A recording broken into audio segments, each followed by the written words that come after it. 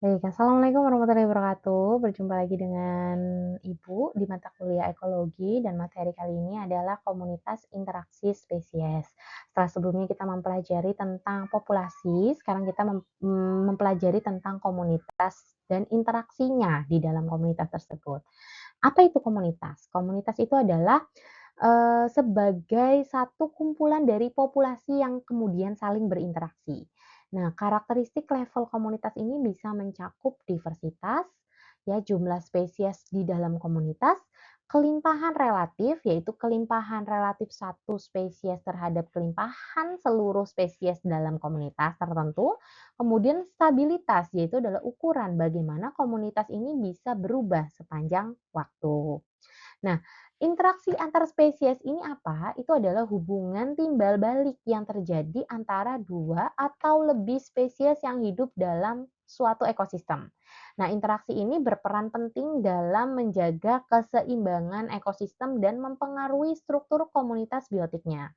Nah, interaksi biologis ini dapat melibatkan individu dari spesies yang sama ataupun dari individu spesies yang berbeda. Yang kalau dari spesies yang sama itu kita sebutnya interaksi intraspesifik. Sedangkan dari individu yang spesiesnya berbeda itu adalah interaksi interspesifik. Contoh sederhana adalah seperti hubungan interspesifik antara lebah dan bunga, interspesifik antara jamur dan pohon, seperti itu. Itu adalah hubungan interaksi atau hubungan timbal balik.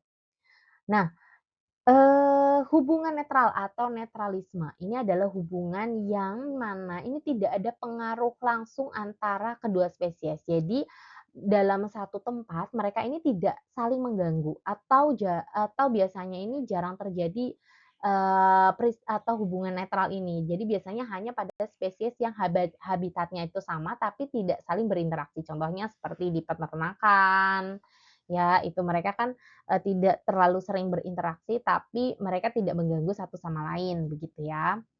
Kemudian, ada tadi hubungan netral, kemudian ada hubungan simbiosis. Simbiosis apa? Sim itu artinya bersama, bio itu artinya hidup, artinya setiap hubungan yang melibatkan 2 ataupun lebih spesies yang hidup bersama dan kemudian berinteraksi, ya. Nah, spesies ini dapat berinteraksi satu kali dalam satu generasi, seperti contohnya penyerbukan, ataupun, tinggal sepenuhnya di organisme tersebut, contohnya endosimbiosis. Nah, efeknya itu berkisar dari konsumsi individu lain seperti predasi, herbivor, atau kanibalisme, sampai ke hubungan yang menguntungkan, yaitu adalah mutualisme. Nah, interaksi antara individu ini bisa terjadi langsung ataupun bisa tidak langsung atau lewat perantara. Oke. Nah, jenis-jenis interaksi antar spesies ini bisa bersifat menguntungkan, merugikan, ataupun netral. Ya, netral tadi kita sudah bahas di depan, jadi tidak ada hubungan sama sekali ya kalau netralisme. Nah, kalau mutualisme, mutualisme itu berarti saling saling menguntungkan antara spesies yang satu dengan yang lain. Contohnya seperti lebah dan bunga, ya. Kemudian kalau komensalisme yang satu itu menguntungkan, yang satu tidak ada atau tidak terjadi apa-apa gitu ya. Contohnya anggrek yang menempel pada pohon, jadi tidak merasa dirugikan maupun tidak merasa diuntungkan. Nah, sedangkan parasitisme itu yang satu untung, yang satu rugi. Ya, contohnya cacing pita pada usus manusia. Kemudian kalau predasi juga sama ya, yang satu untung, yang satu rugi. Contohnya, singa yang memakan zebra gitu ya. Sedangkan kompetisi, kompetisi ini sebenarnya jauh nantinya akan saling merugikan ya, karena akan ada kehilangan individu misalnya kematian dan lain sebagainya. Kemudian amensalisme ini adalah pengaruh yang terjadi yang satu ini tidak, terpengaruh apapun, sedangkan yang satu itu merasa terugikan. Nah, sedangkan netralisme itu yang, terjadi adalah keduanya itu tidak tidak terjadi hubungan apapun. Oke. Yang pertama adalah mutualisme contohnya. Itu adalah kedua spesies yang saling menguntungkan atau membutuhkan, dalam hal ini membutuhkan itu bisa menjadi hubungan mutualisme. Contohnya misalnya bakteri Rhizobium dengan tanaman polong-polongan. Ini, membantu untuk mengambil nitrogen yang ada di udara, kemudian nitrogen itu bisa diproses oleh, tanaman kacang-kacangan itu. Jadi mereka saling menguntungkan ya. kemudian burung jalak dengan kerbau, kemudian bunga dengan kupu-kupu, itu sudah bukan lagi menguntungkan tapi membutuhkan ya, karena untuk, apa namanya, polinisasi ya, untuk, apa, penyerbukan. Kemudian di sini ada contohnya nih, ada gambar burung, hummingbird dengan bunga markisa atau Passiflora mixa, di mana burung ini ternyata dia beradaptasi terhadap, makanan ya, dalam hal ini adalah nektar yang ada di Passiflora mixa ini. Dengan cara, paruhnya itu panjang kemudian kecil. Nah, semakin sering, burung hummingbird ini itu berkunjung ke bunga Passiflora mixa ini, maka bunga Passiflora mixa ini akan cenderung memproduksi nektar yang banyak dan menyebabkan keuntungannya adalah menyebabkan bunganya jauh lebih besar gitu ya, dan bisa terjadi penyerbukan. Nah, seperti itu, jadi saling menguntungkan antara kedua spesies. Oke, ini contohnya bunga, kemudian yang sebelah sini adalah lichen ya. Lichen juga salah satu simbiosis mutualisme. Oke. Kemudian ini tadi bakteri Rhizobium pada tanaman polong-polongan, akar, tanaman polong-polongan atau kacang-kacangan. Kemudian selain itu juga ada, bakteri Mycorrhiza ya pada tanaman akar. Oke. Nah, kemudian hubungan yang kedua adalah komensalisme. Komensalisme itu adalah yang salah satu pihaknya itu diuntungkan, tapi yang satu itu tidak merasa dirugikan maupun tidak merasa diuntungkan. Jadi, eee, hubungannya itu biasa aja gitu untuk yang satu ini, gitu ya. Contohnya seperti ikan remora yang menempel pada hiu untuk mendapatkan sisa makanan, kemudian anggrek yang menempel di pohon gitu. Jadi mereka salah satu itu tidak merasa dirugikan, tapi yang satu merasa diuntungkan. Oke. Kemudian yang ketiga itu adalah parasitisme. Nah, parasitisme itu adalah hubungan yang mana salah satu itu dirugikan, yang satu diuntungkan, yang satu dirugikan. Nah, parasit ini itu artinya adalah, dia ini biasa untuk memperoleh makanannya itu dari inang, dan biasanya yang dirugikan itu adalah inangnya. Contohnya adalah benalu pada pohon, kutu pada hewan, cacing hati pada sapi, kemudian, banyak hal lainnya. Nah, inang itu adalah habitat yang, parasit ya. Nah, parasit ini dapat hidup di berbagai macam. Contohnya seperti di kulit inang, di lapisan pelindung, kulit, bulu ataupun rambut. Nah, kalau yang di bagian luar itu disebut sebagai ektoparasit. Sedangkan parasit yang bisa hidup di dalam inang itu disebut sebagai endoparasit, gitu ya. Oke. Nah, parasit yang terjadi pada tumbuhan nih ya, itu biasanya mereka bisa hidup di akar, batang, ataupun menembus akar ataupun kulit kayu ya, sehingga dia bisa, membuat tanaman tersebut menjadi mati nantinya, mengambil sari-sari makanan yang ada di tumbuhan tersebut. Contohnya benalu ya, benalu pada beberapa jenis pohon dan itu akan menyerap air dan nutrisi sehingga, nantinya pohon tersebut juga akan mati. Oke. Nah, beberapa spesies parasit ini ternyata tidak bisa menyelesaikan seluruh siklus hidupnya dalam satu spesies inang. Oke, jadi mereka butuh spesies lain untuk bisa melengkapi siklus hidupnya. Contohnya nih di sini adalah, kita bicaranya dulu ada, spesies inang ini menjadi tempat parasit pada saat dia dewasa. Jadi dia butuh perantara atau inang perantara ya, atau inang definitif ya, definitive host. Nah, di mana inang ini memiliki beberapa fase perkembangan, yaitu inang perantara atau intermediate host. Nah, parasit itu mungkin perlu satu 2 atau bahkan 3 inang perantara. Ini contohnya misalnya, parasit pada beberapa jenis tanaman yang ternyata dia dibawa oleh atau inang definitif, yaitu host-nya itu berupa, serangga, kutu daun, kemudian tawon, lalat, dan lain sebagainya. Kemudian contoh lain adalah cacing, cacing yang, kemudian bisa menginfeksi beberapa spesies, contohnya di sini rusa, yang melibatkan inang perantara ya atau intermediate host. Di sini contohnya adalah, siput ya intermediate host-nya. Oke. Lanjut adalah predasi. Nah, predasi, itu adalah suatu hubungan di mana yang satu diuntungkan, yang satu dirugikan ya. Predator ya, kita sebutnya predator itu adalah yang memangsa. Predator yang memangsa, yang membunuh, yang memakan mangsanya. Oke.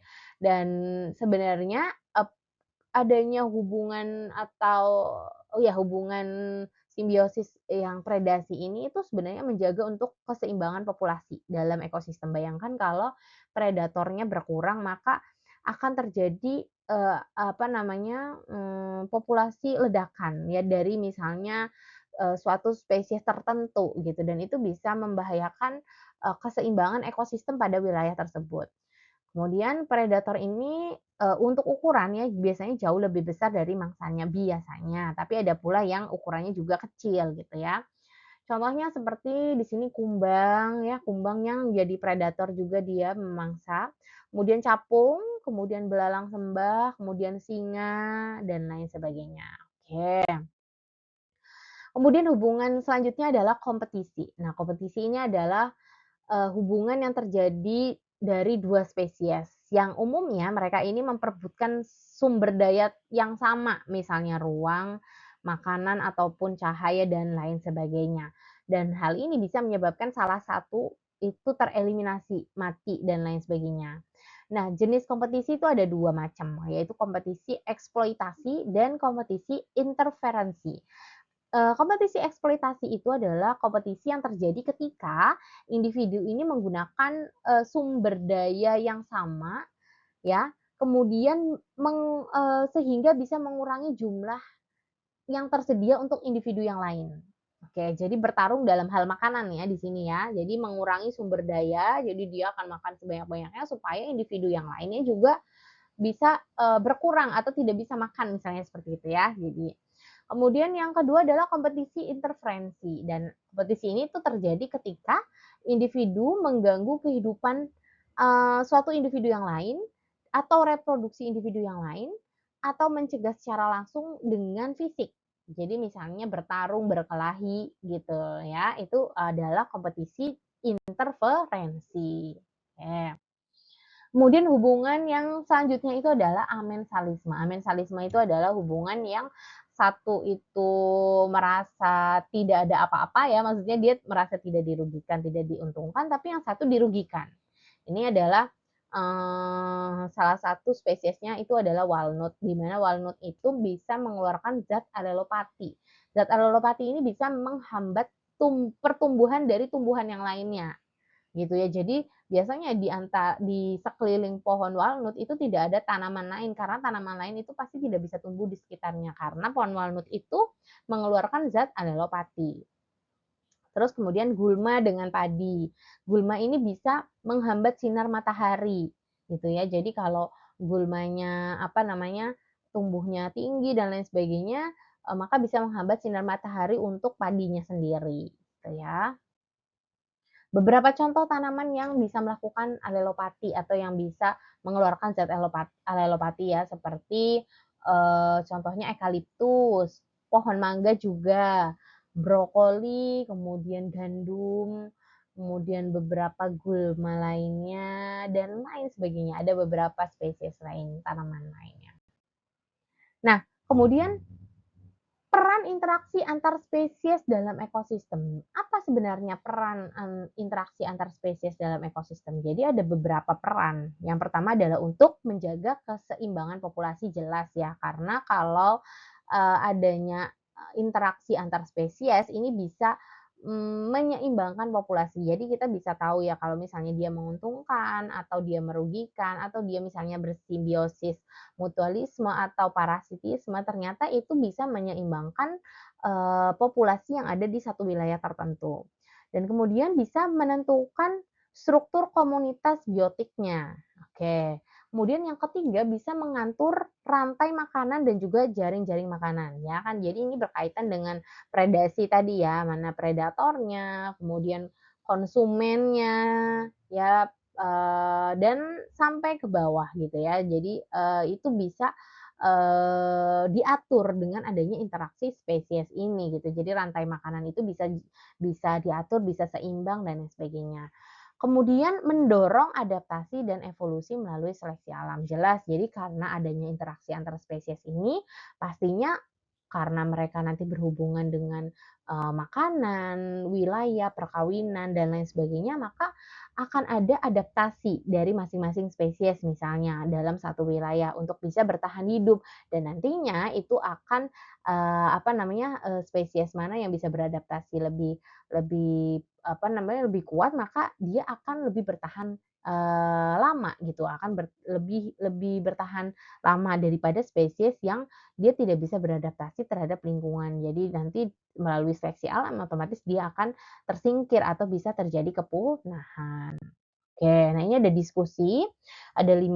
diskusi yang harus kalian kerjakan, yaitu bagaimana interaksi mutualisme, apakah bisa berubah menjadi parasitisme pada kondisi tertentu misalnya. Kemudian yang kedua, perbedaan antara predasi dan parasitisme dalam hubungan jangka panjang itu seperti apa. Kemudian yang ketiga, kenapa kompetisi ini sering menjadi pendorong utama terjadinya spesiasi atau terbentuknya spesies baru. Kemudian berikan contoh interaksi antar spesies yang, Anda temukan di sekitar kampus ini. Kemudian bagaimana dampak hilangnya salah satu spesies, misalnya predator puncak, terhadap keseimbangan interaksi dalam ekosistem ini yang sedikit tadi Ibu singgung, Ibu bicarakan di depan. Oke, jadi itu tadi diskusinya silakan dikerjakan dan, mungkin itu aja materi yang Ibu sampaikan, Ibu tutup. Terima kasih, wabillahi taufiq wal hidayah. Wassalamualaikum warahmatullahi wabarakatuh.